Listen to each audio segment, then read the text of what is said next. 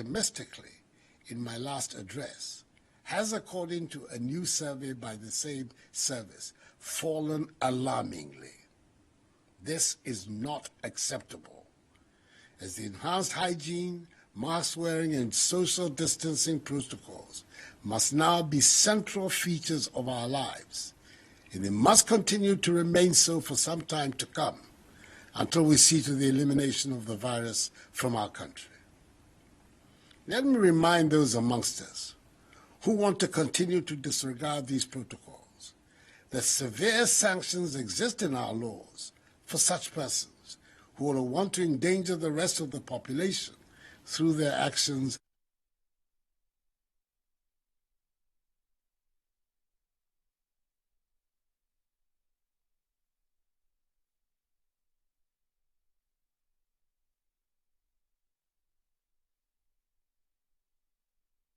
Including the installation of COVID-19 testing facilities at Kotoka International Airport, would give us a clear indication as to whether or not we could reopen the airport on 1st September.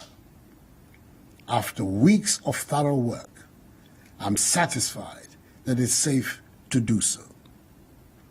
Fellow Ghanaians, I'm glad to announce that Kotoka International Airport will reopen and resume operations from Tuesday, 1st September 2020.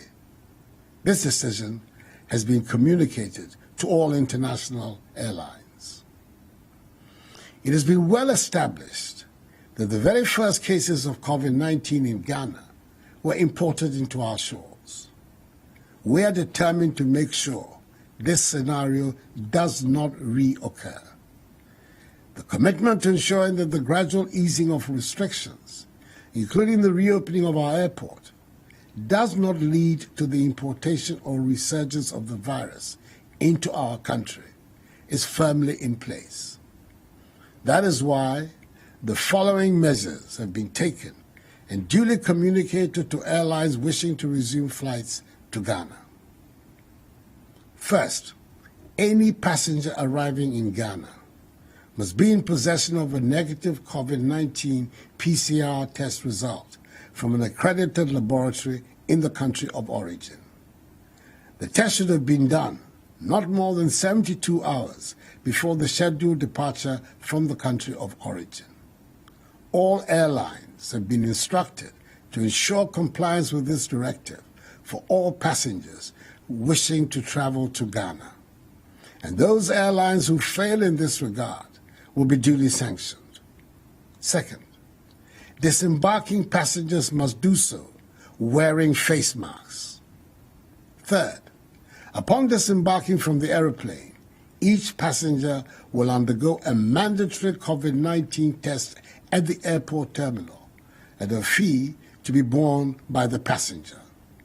The test result will be available within 30 minutes. 4. Children under the ages of 5 will not be required to undergo testing at the airport. 5. Passengers who test positive for COVID-19 will be handled by the health authorities for further clinical assessment and management. And 6. Passengers who test negative can thereupon enter Ghana to go about their lawful activities and will be advised to continue to observe COVID-19 safety precautions during their stay in Ghana. The Ministries of Information, Health and Aviation and their respective agencies, the Ghana Health Service, the Ghana Airports Company Limited, and the Ghana Civil Aviation Authority, will spell out in further detail the protocols surrounding the reopening of our international airport and the procedures to be adhered to by passengers arriving in Ghana at the COVID-19 media briefing tomorrow, Monday, 31st of August. For the avoidance of doubt, our borders by land and sea will continue to remain closed to human traffic until further notice. Fellow Ghanaians, I'll now address the question of the reopening of our schools.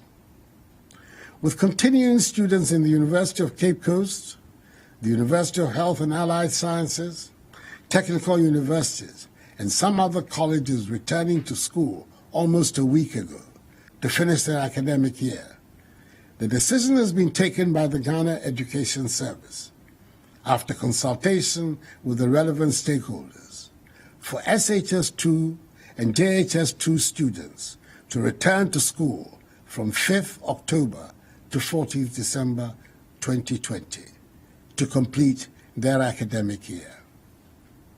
With junior high schools operating with class sizes of 30 and senior high schools with class sizes of 25, SHS2 and JHS2 students will be in school for 10 weeks to study and write their end-of-term examinations. SHS2 students in boarding houses are to return to their various dormitories on 5th October, whilst day students, respecting fully the COVID-19 protocols, will commute from home to their respective schools on the same date. Prior to reopening, all junior and senior high schools will be fumigated and disinfected. Just as was done in the case of final year university, JHS and HHS students, all JHS2 and SHS2 students, as well as all teaching and non-teaching staff, will be given reusable face masks. Each school will be provided with Veronica buckets, gallons of liquid soap, rolls of tissue paper, thermometer guns, and 200 milliliter containers of sanitizers. JHS2 students will be given one hot meal a day. Assemblies and sporting events remain banned, and the use by outsiders of school premises for other activities is still not allowed. We will continue to ensure that each school, which does not have its own sick bay, has been mapped to a health facility and care is provided to the sick by nurses assigned to them. The Ghana Education Service, after further consultations, has decided to postpone the remainder of the academic year for all nursery, kindergarten, primary, JHS1 and SHS1 students. The next academic year will resume in January 2021 with appropriate adjustments made to the curriculum to ensure that nothing is lost from the previous year. The relevant dispositions will also be made so that the presence at the same time in school of all streams of students can occur in safety. I appreciate fully the inconvenience and the financial burden the continued stay-at-home of children are posing to parents and guardians. Fellow Ghanaians, these are a necessary price to pay in our efforts to protect the lives of our children, as well as to limit and contain the spread of the virus in our country. In the next couple of weeks, a decision will also be taken on the resumption of contact sports, including football, taking into consideration the imminent participation of our national teams in international competitions. As a known lover of football, I know how devastating its absence has been, and it is my hope that very soon we will all have the pleasure of playing and watching the beautiful game again. Until then, non-contact sports are the only sporting events permitted to take place. Beaches, pubs, cinemas and nightclubs are still to remain closed until further notice. All other institutions that have been cleared to function are to continue to do so in strict adherence to the COVID-19 protocols.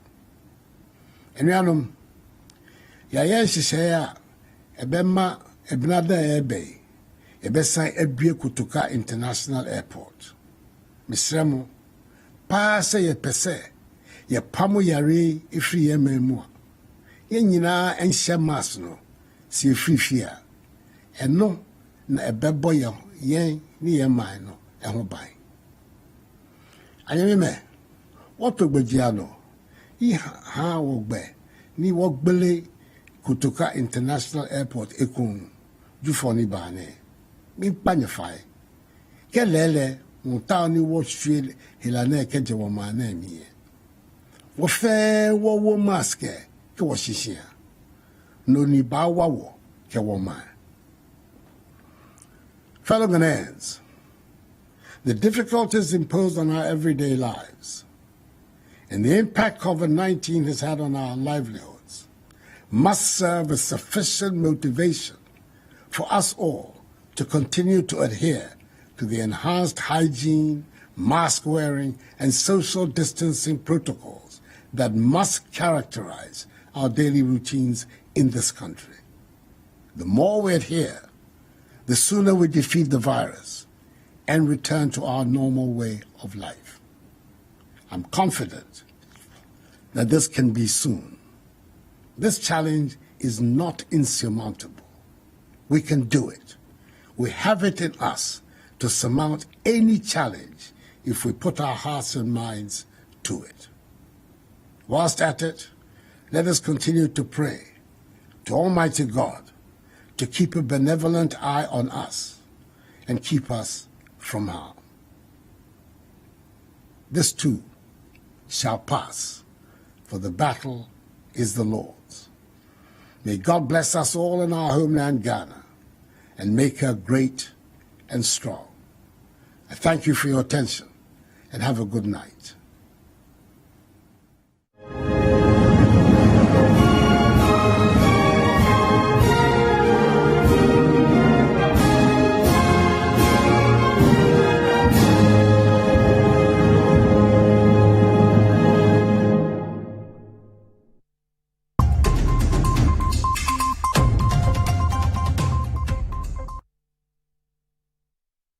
You welcome back from that update from the president.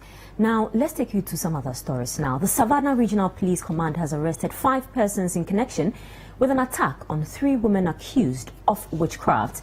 The attack occurred at Lantikura in the West Gonja district of the Savannah region. Now, the incident, according to the police, happened at about 11 p.m. on Saturday during the celebration of the annual Fire Festival. The following report has more. It will be recalled that in July this year, there was a massive public uproar on various social media platforms when a video showing a 90-year-old woman, Ikia Dente, being lynched to death for allegedly being a witch by a traditional priestess and 2 others popped up. There were subsequent calls from some Ghanaians and human rights groups to the police in the region to arrest and prosecute the culprit of that heinous crime. The accused traditional priestess and others were then arrested and are currently facing trial for their alleged role in the death of Ikia Dente. Even before the court gives its judgment on that case, some unknown persons in a village called Lantakura in the West Gonja district of the Savannah region have again allegedly beaten some 3 women on suspicion of being witches. One of the women who was severely beaten, Malia Al-Hassan, has been narrating her near-death audio to Citi News.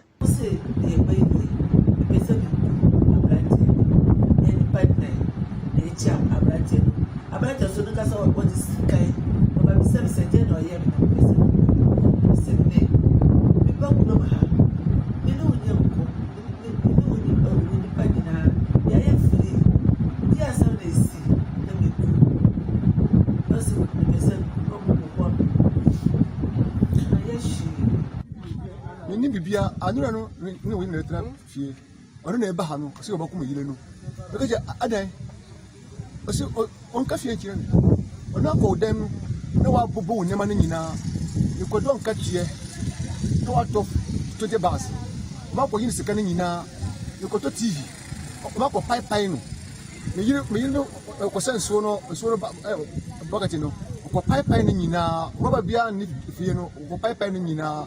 I know some you know, Kojokura, Papa Ho, the 2 home. What pepper may you be getting in a no, is canning in a don't cut you know, what going in a. Meanwhile, Police in the Savannah region say investigations have commenced to find the perpetrators of the crime. Sergeant Ejakum Owusu is the acting Savannah Regional Police Public Relations Officer. Yes, we have currently arrested 5 persons in connection with the case. As I'm talking to you, we are taking their statements, after which they will be sent to court. Currently, they are in Damango, the regional headquarters. The government of Ghana has described as inaccurate 10 accusations by the federal government of Nigeria alleging unfair treatment of its citizens here in Ghana.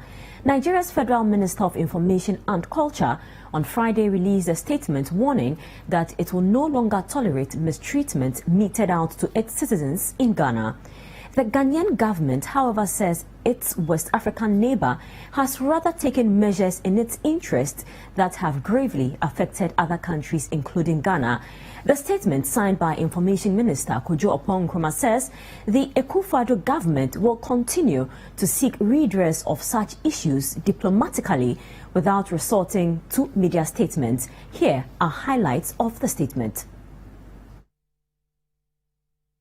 Accusation. The seizure of the Nigerian mission's property located on number 10 Barnes Road, Accra, which has been used as a diplomatic premises by the Nigerian government for almost 50 years, and which action is a serious breach of the Vienna Convention. Response. This statement is inaccurate. The transaction was a commercial arrangement between Thomas D. Hardy, a private citizen, and the High Commission of Nigeria in Ghana on 23 October 1959. The terms of the commercial lease expired 46 years ago without any evidence of renewal by the High Commission of Nigeria in Ghana. The negative reportage of issues concerning Nigerians resident in Ghana by the Ghanaian media is fueling an emerging xenophobic attitude against Nigerian traders and Nigerians in general. The immediate fallout is the incessant harassment and arrest of Nigerian traders and closure of their shops. Response. The statement is not factual. There is no media war against Nigerians in Ghana. There is also no negative reportage on Nigerian residents in Ghana by Ghanaian media, which could potentially lead to a xenophobic attitude towards Nigerians, particularly Nigerian traders in Ghana.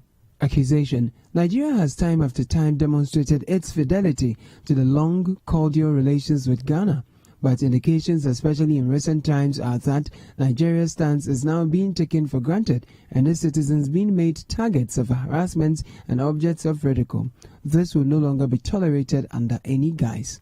Response. Ghana has always demonstrated a commitment to excellent relations with Nigeria, which is evidenced by the manner in which Ghanaian government officials dealt with recent issues which have had severe economic impact on our country.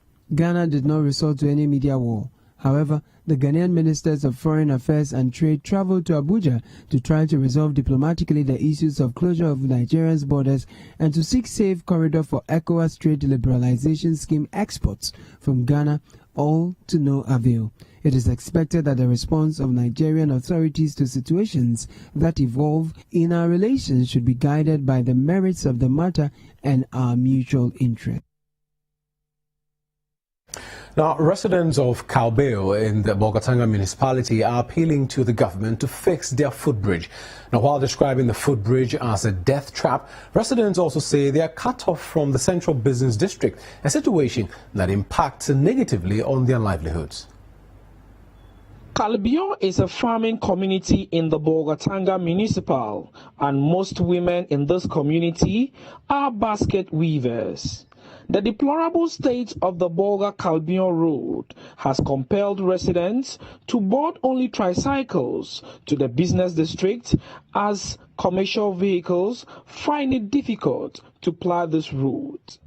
Residents' plight are further worsened by the abandonment of the footbridge which connects them to the township of Bolgatanga. The collapsed footbridge was awarded to Abane & Sons Construction, and even though work commenced in February 2020, the project has stalled. Residents accuse the contractor of abandoning the project despite several pleas to the authorities that be to get the contractor back on site. Some angry residents of the area have been speaking to Citi News about their ordeal. The road is dangerous unless they come and do something. Not that car cannot pass here. Please, they should try from today onwards. They should try and do it. Now I'm going back to this thing, the place I'm from, and going back to the town before to the church. We should try it and do the road. I think we the people of Caribbean, it's like the government has neglected us. Because this project, the time that they came and dredged this place, it has been long for now. And the government is not doing anything. Because as you can see, nobody can cross, no motor, nothing. It's like the bridge has cut us from the business center, that's the Bolgatanga town. So now, right now, what we want the government to do is that they should come right now and do something, or they should forget about coming to our community to campaign. Right now, whatever that they will be coming to say, we will not even listen to them, because they've left us at the mercy of the weather. Whatever that we can do to cross to the business town, then we can do. They've refused to come and work on it, and we have tried to the necessary authorities, and it's like nothing is happening. And right now, what we, the community, are planning to do is that they shouldn't come to us for any campaign. We don't need them.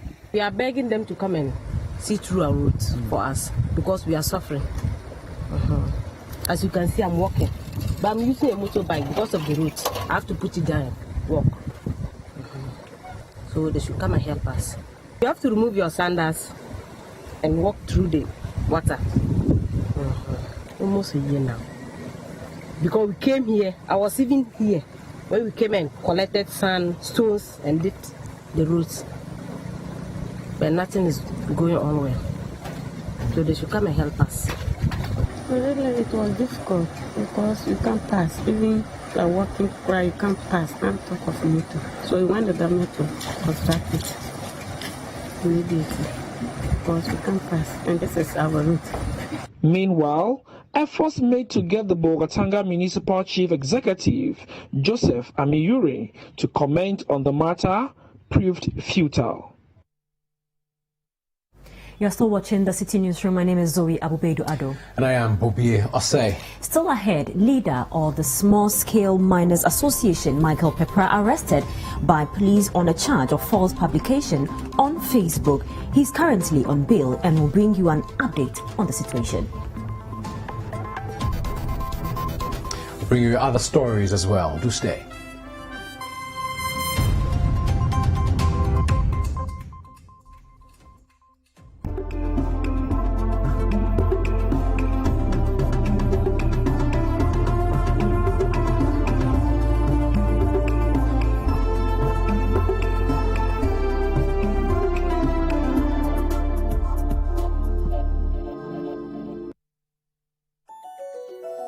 Rigworld Solutions, forging the frameworks of Ghanaian industry.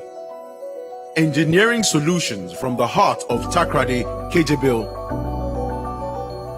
At Rigworld Solutions, we manufacture industrial bolts and nuts, fasteners, hoses and fittings for the extractive and petrochemical industries.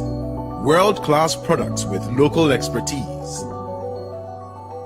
Locate our factory in Kejebil of the Takrady Takra Road. Call 0302-949917 or 0540-107504. Email enquiries at rigworldsolutions.com. Rigworld Solutions, crafted in Ghana, engineered for the world.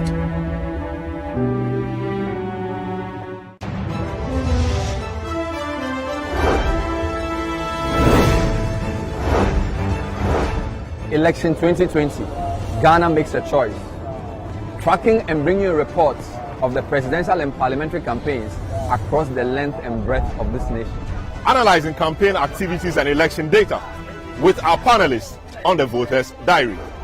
The Voter's Diary is the most factual, instructive, and balanced election 2020 analysis program on television. The Voter's Diary every weekday on Citi TV from 3 p.m. to 4 p.m. Stay informed on all the relevant issues on election 2020. Tune into the Voter's Diary.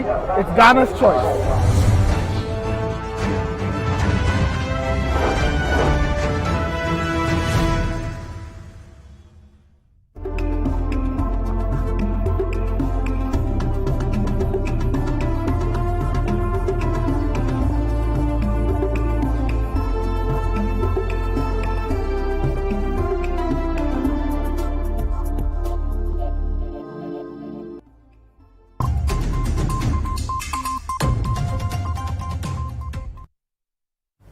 You all come back. Now, all 7 traffic lights in the Techiman municipality are not functioning, posing danger to drivers, commuters and pedestrians in the city. Now, residents of Techiman are not enthused about the state of the traffic lights and are urging authorities to work swiftly to prevent any calamity. Citi News' Michael Sapong Mfum was in Techiman to observe the situation and reports. Traffic lights provide public safety by ensuring opposing traffic does not enter an intersection at the same time and crash. They also ensure that pedestrians have ample time to cross the street. A well-coordinated time traffic signal system will move more traffic down the road quicker than it would without a coordinated traffic signal system. Malfunctioning traffic signals can be hazardous and many drivers find them confusing. This is the situation in Techiman, the capital of the Bunu East region. Unfortunately, all the 7 traffic lights in the municipality are not functioning. Interestingly, Techiman lies along an international route where haulage trucks and other bigger trucks to other landlocked countries in the West Africa sub-region, including Burkina Faso, Mali, and Niger, ply after taking their goods from the Tema Harbor.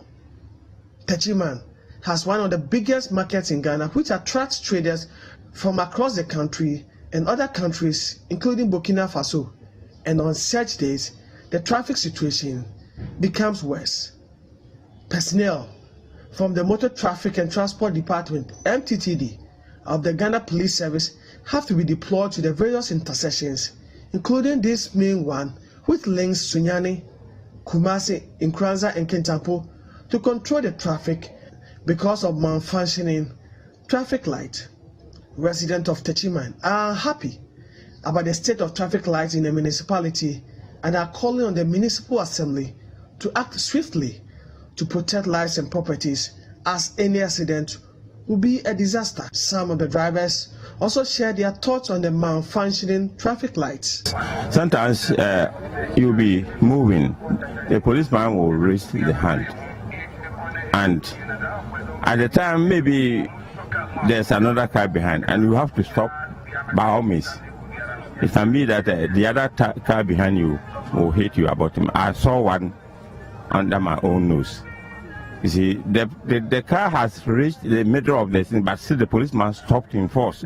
Because where he was, the other driver thought that he will allow him to pass, but he stopped him first and he hit the bottom of the other car. So it's very much worrying that you have to get the traffic, since this place is the regional capital.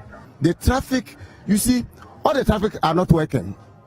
And Techiman is not a small town now. It's big. We are now a regional capital. So they should do something, either the government or the assembly. We are suffering now. So the cars, there are so many cars now because Techiman is now big. So they should do something for us. However, the municipal chief executive for Techiman, John Kofi Donyina, says his outfit is putting measures in place to ensure that all the malfunctioning traffic lights are working. It is actually true that most of our traffic intersections are not functioning. You see, we've reported it to the Urban Road Department headquarters.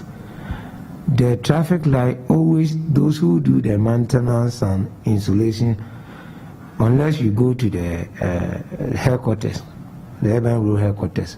I've been to that place for more than 15 times. So the Assembly has just decided to also engage some private contractors to put down some intersection within the municipality, especially the main center.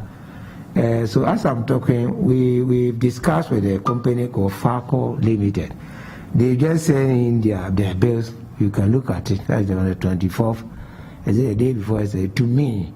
So I have asked my regional municipal urban road engineer to liaise with them to enable us put up with immediate effect a gantry traffic signal at the main town center. We are going to use our DDF, part of our DDF money as the funding for the project. Residents of Techiman are calling on authorities to repair all malfunctioning traffic lights in the city to save lives. From Techiman, I am Michael Saponifum for Citi News. Now, back in Accra, the Nima Police Command has granted bail to the president of the Concerned Small Scale Miners Association, Michael Kwiju-Peprap. Now, he was arrested by the Central Police in Kumasi on August 29, but was later transferred to the Nima Police Station for detention on allegations of publishing false information on his Facebook page. Now, speaking to journalists during a visit to the Nima Police Station by some members of the NDC to show solidarity, the National Communications Officer, Sami Jemfi, condemned the act and described it as unlawful. The arrest was on the orders of the Minister of Environment, Professor Frimpong Watson, who is not happy with how the Concerned Small Scale Miners Association of Ghana, led by Mr. Pepra, have exposed the criminal galamsey activities that he has been supervising. You know, so one will ask, what is the interest of the NDC in this matter? We are here to show solidarity because these civil society organizations are our partners in this democratic experiment. These are people who have suffered grave injustice since the Akufo Addo government took office in 2017. Even though small-scale mining is illegal and allowed by our laws, they were banned from working. Their equipment were seized. Some of them had the equipment bent. Some of them have lost their livelihoods, you understand. Since the ban was lifted, they have been going through serious challenges because we've had a situation where party fanatics, party leaders, party supporters like Ekowawusi and other bigwigs in the MPP have taken over the small-scale mining and illegal mining trade. And so they've been ousted from business, their livelihoods destroyed, their families on their knees and all that. And so the least this government can do is to allow them the opportunity to go back into business now that the ban on small-scale mining, which is, by the way, a legal enterprise, has been lifted. And to the Central region now, where some members of the Food Vendors Association who sell in senior high schools and universities want the government to regularize their operations in order for them to get access to sell in schools now that they are reopening. Now, the members, who number close to 100, say they are ready to submit themselves to COVID-19 test if that is what it takes to get access to sell again in the schools. They lament that they have been sidelined by authorities in the build-up to the reopening of schools. Central Regional Correspondent Calvis Tete has more in the following report. Members of the Food Vendors Association in the Central Region sell food items in both secondary schools and universities across the region. According to them, their members are visible in schools such as Adisado College, St. Augustine's College, Infansipim School, Wesley Girls High School, Holy Child School, Ghana National College, University Practice High School, and the University of Cape Coast. They complained that they have been out of business for 6 months since the lockdown in March. The group is accusing authorities for sidelining them in the build-up to the reopening of schools across the country. They lament that all other groups in the various schools and universities have been taken through the necessary protocols in anticipation for the reopening of schools, except food vendors. And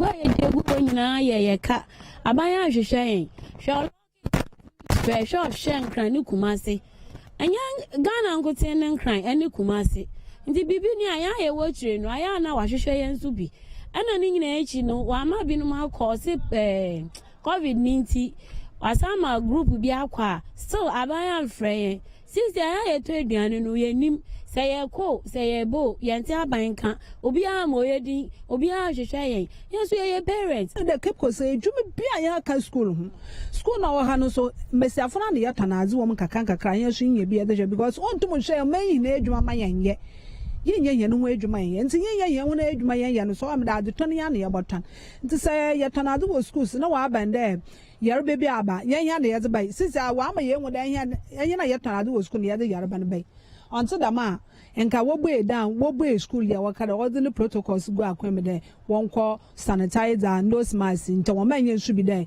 Young corner, even 5 minutes to be up on answer. At least I connect on other trains to gun on Papa Women busy. Ye be dumb, yet in the fear, Yanama, the beer, sorry, one, Yamasho when your name, Yanasho when name.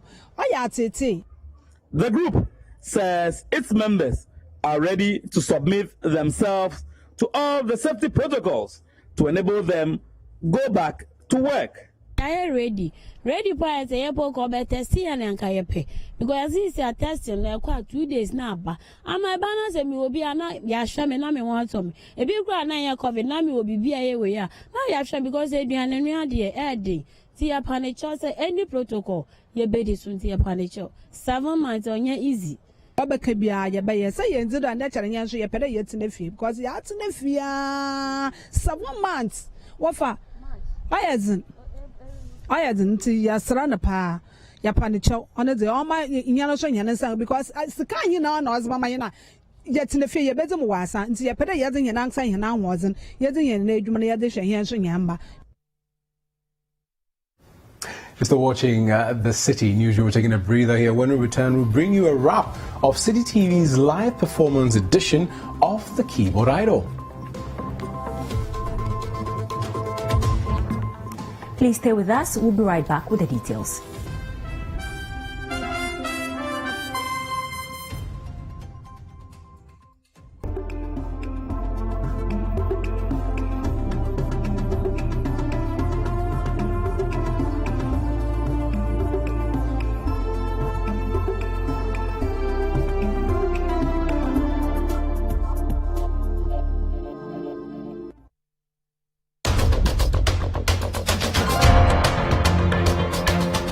Tune in to The Point of View this and every Monday and Wednesday at 9 p.m. as I, Bernard Avile, get the right guests, ask them relevant questions on issues that matter to you. Significantly, and we will do 250 million Ghana cedis. We built up the stabilization fund, and the bulk of the 250 million US dollars, same figures, 250 million cedis, 250 million dollars. I can say was significantly what we put in with one oil field. So there was a lack of preparation.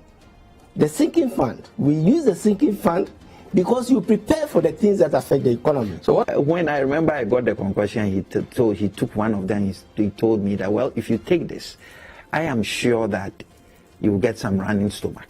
But if you do get that running stomach, it's part of the efficacy of the medication.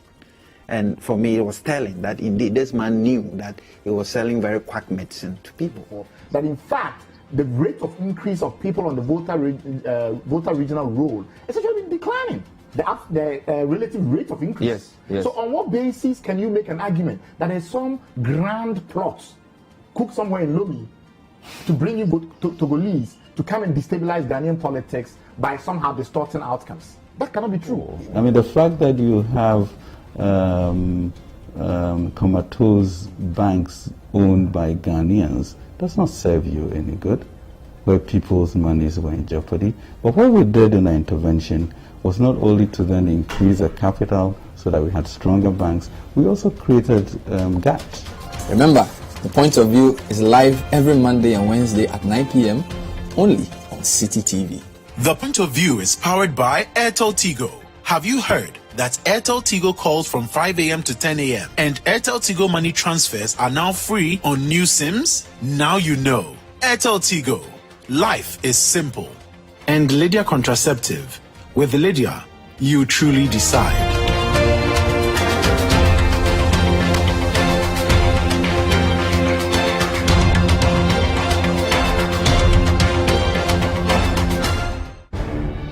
Telling Ghana's business stories. Citi TV brings you a dedicated business news bulletin that showcases the business temperature of the country in one go. The business dashboard, the markets, industry, and policies that affect the way we do business. All covered in one bulletin. The business dashboard, 7 p.m. every weeknight on Citi TV.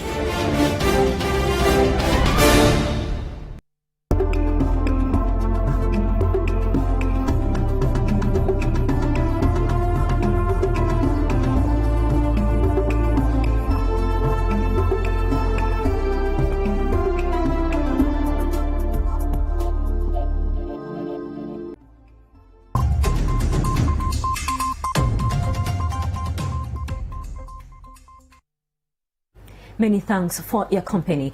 History beckons for incumbent NPP Member of Parliament for Gomoa West, Alexander Kojo Aban, if he wins the 2020 elections to once again represent the constituency.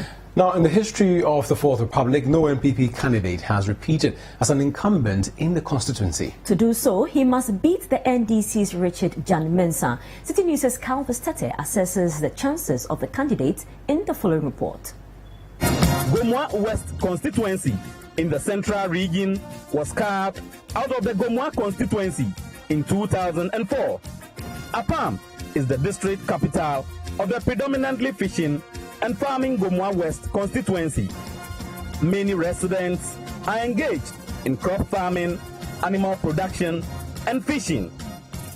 The named activities constitute the main economic backbone of the area.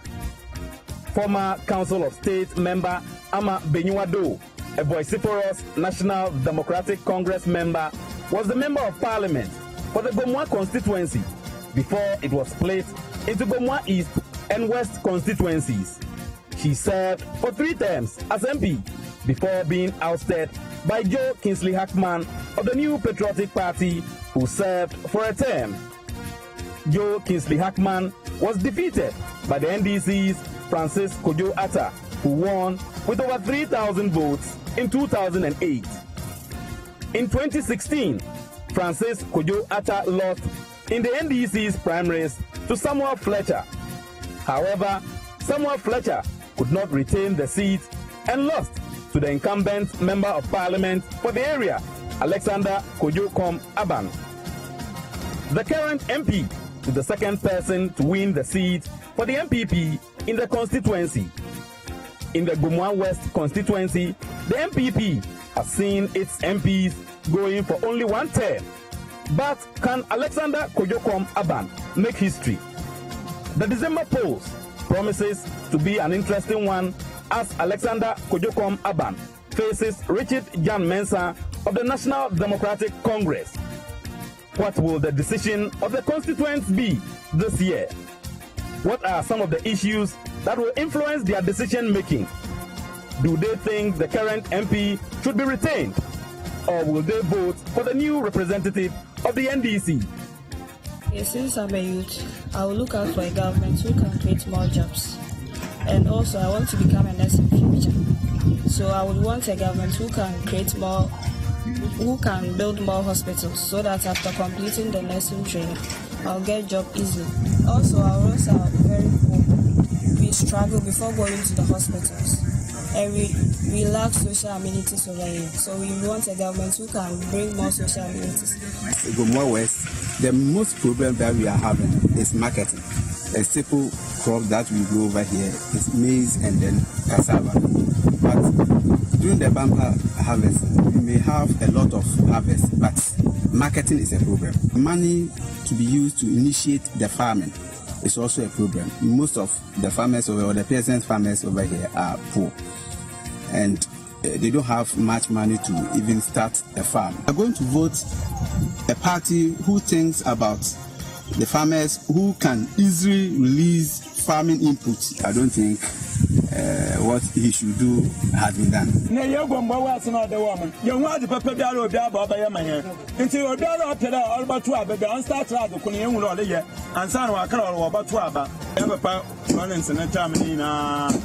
Nobody's covered as more than maybe. When one and she, if you have festivity, no question, no matter not it. Me NDC, no me MPP. No matter that about that Bendis now, MPP back.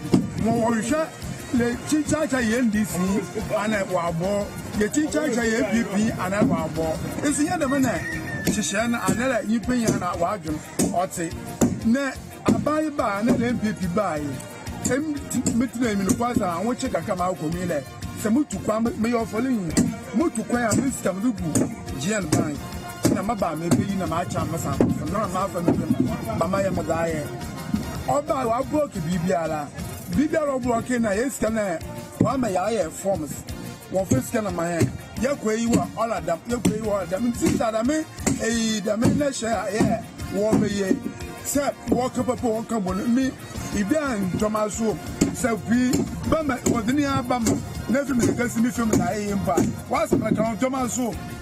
Well, for the NDC in Gomwa West, the incumbent MP does not deserve a second term due to the failed promises and lack of development in the area. Communications officer for the NDC in the constituency, Jerry Kisidai Yabua, is optimistic that they will win the parliamentary elections by a 70% margin. The MP that I cannot say are we been raising 25%. We've been taking backwards for about 3.5 years, almost 4 years. Talking about development, the health sector, I cannot pinpoint one that he can tell me he's done it. But just behind me, we have this health insurance office that was started by the then MP Francis Addo. And he was supposed to complete the project so that those of us in the forest belt here in the constituency of the district will fall to that. But no, the health insurance office project has been left there to rot since they assumed power. So those over here in the Rampon and its enclaves, they have to travel far away apart before they can just access a health insurance card. Gomwa West has been NDC traditional seats, moving towards 70% and even more. The youth are involved. You see, so what we are doing is we call it communal labor. Our campaign in the constituency is communal labor. Obia can be, everybody is involved, and the youth are involved. So that gives you the kind of zeal that the people are waiting to vote. The opposite side, the MPP believe incumbent MP Alexander Kojokom Aban will make history by being the first MPP incumbent MP to go for a second term running based on his good works. Baba Ayuba Mustafa is the deputy Nasara coordinator. Lawyer Kojokom Aban has done so much to warrant the second term. In a constituency that before we came to power, we had out of the 78 communities that we have in the district, there was only 17 schools that was operating on the school feeding program. As I speak to you now, we have 74 communities that have been covered. Gomwa the Rampon, the NHI's office that was left there, has completed it. That same community, if I made mention of the polyclinic, it was under foundation level. As I speak to you now, it has been completed and it is currently under use for our farmers. The government is supplying them seedlings. The government is also taxing people, those who are actually working under planting for the export. We are seeing some here in Mumford, for example. We have a project that has been there 57 years. People of Mumford were looking at for a landing beach site. And indeed, they only went to do the drawings, but they didn't do anything about it. As I speak to you now, the project is currently ongoing. For the first time, we are going to win this constituency for the second term. Not because of anything, but just because of the good works of lawyer Kojokom Aban. I am Calvis Tete for Citi News. Now, Citi TV's Keyboard Idol kicked off to a great start with the top 10 contestants engaging in their first in-studio live performances. The competition, which seeks to unearth and polish the talents of children below 15 years, has some of Ghana's celebrated musicians as judges. Citi News' Na Adole Moffat brings you highlights.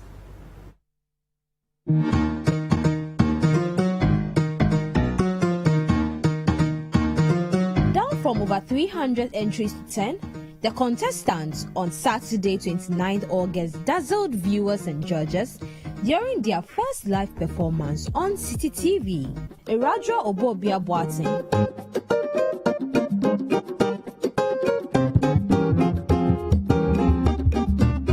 Vinyo Anku,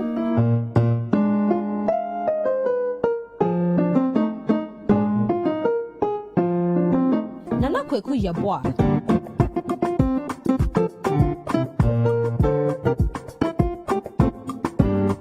Danaya Nkrumah Bwando,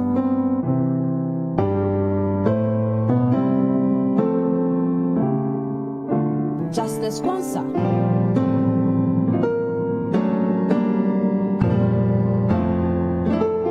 Joel Yani Jr.,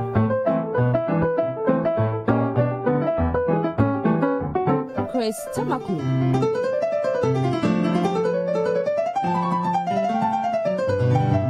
Kelvin Yeboah Echampong,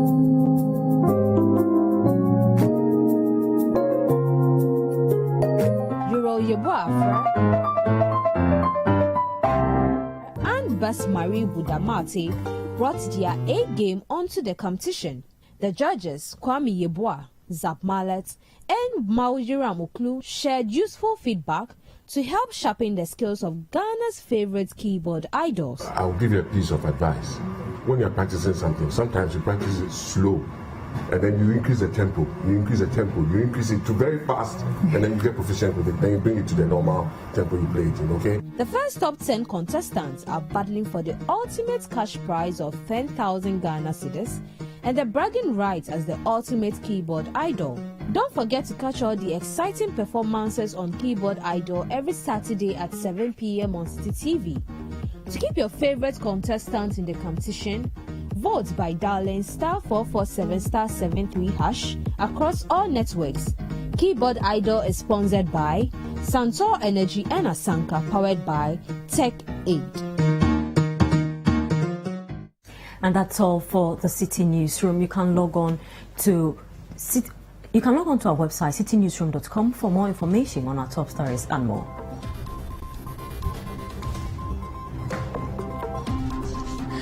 Subscribe to Citi TV on YouTube for more exclusive video content from Citi TV. Download the Citi Newsroom app on the Google Play Store or the App Store and keep updated on the go. You can also watch Citi TV on DSTV channel 363 and GoTV channel 182.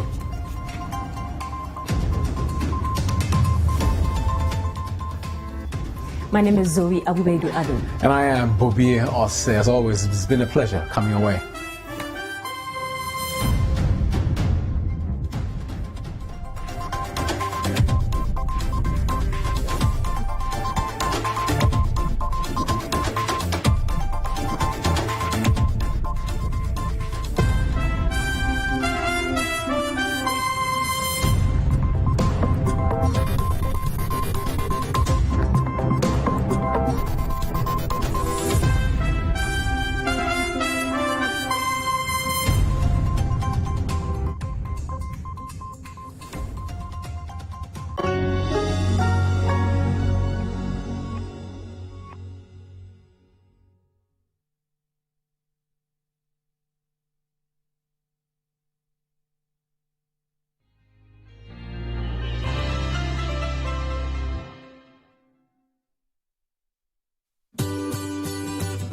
Citi TV is live on DSTV. Go to channel 363.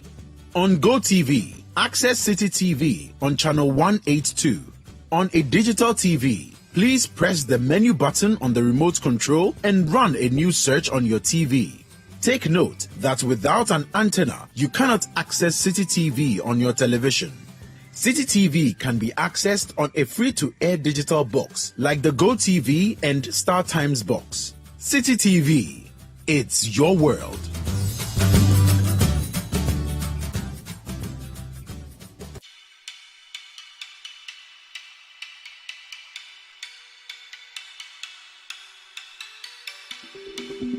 Rigworld Solutions is a wholly owned Ghanaian company that offers multiple engineering solutions for the extractive and petrochemical industries. We manufacture industrial bolts and nuts, fasteners, hoses and fittings. From our factory at Kejebri in Takrade in the western region of Ghana, Rigworld Solutions employs Ghanaians to produce world-class products.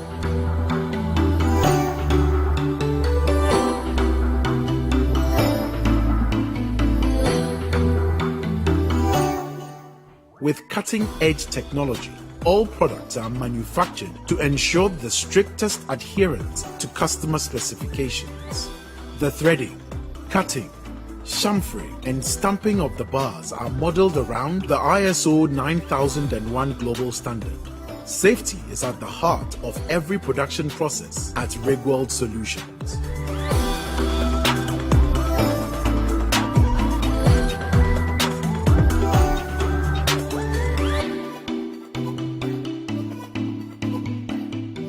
From the coating to the sandblasting, the washing and the phosphate treatment, our quality control checks are the most rigorous in the industry. We have instituted full part traceability throughout the manufacturing process, and all products are measured and inspected for specification conformity before deployment to you.